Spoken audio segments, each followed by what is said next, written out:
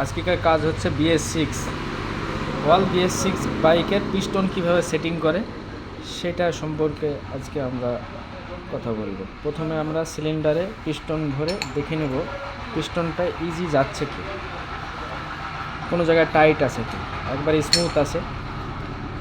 এবার প্রথম কাজ হচ্ছে আমাদের কম্প্রেসার রিং সিলিন্ডারের ভেতরে দিয়ে সেট করে দেখে নেব আমাদের গ্যাপটা কতটা আসছে। বিলকুল 0 এই যে একবারে 0 এরকম থাকতে হবে।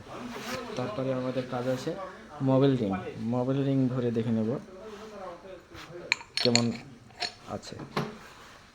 বিলকুল 0 এরকম হতে হবে। আচ্ছা, পিস্টনের রিং বরাবর এর জন্য প্রথমে ইনের দিকে মোবাইল রিং এম এর মতো থাকতে হবে।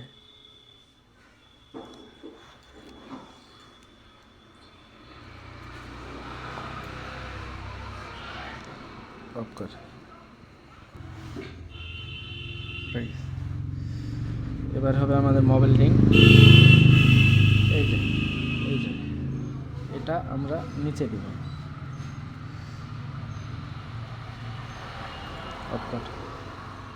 মোবাইল রিং দ্বিতীয় চাপটা দেখে নেব ওটা কীরকম আসছে। এরকম হলে আমরা উপরে দেব।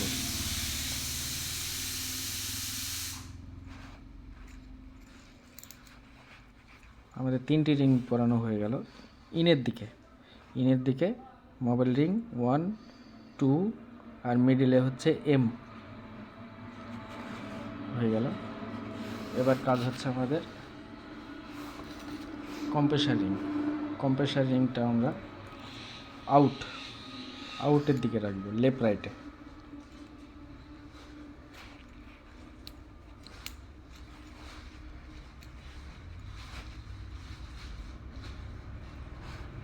আউট।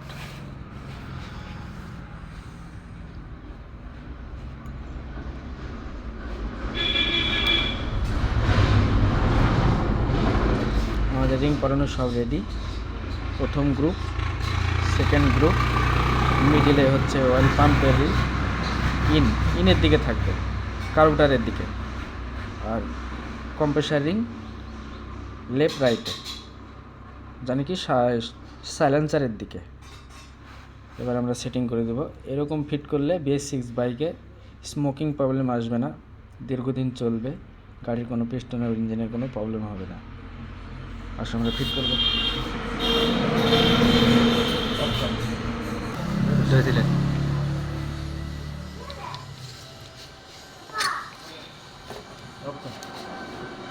কাছে এসে দেওয়া, এখানে যদি দেখতে পাবেন